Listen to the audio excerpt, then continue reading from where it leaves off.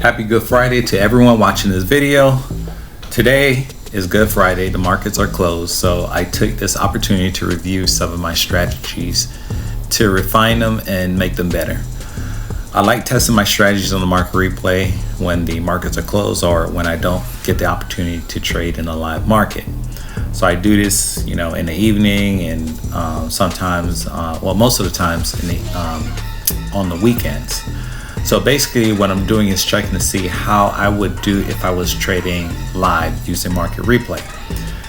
Market replay is like trading live, but you're not really using real money. So if my strategy does well in market replay, then chances are I will do very well in the real market. So in today's video, I'm going to trade. I'm going to show you the trade, which I went ahead and record the Monday, March 19th, 2024 market replay on the NASDAQ. So from my experience, usually Mondays are typically slow. And if you watch my previous video, there's times where I don't take a single trade. So I'm going to let this video play and I will speed it up so it's not too long.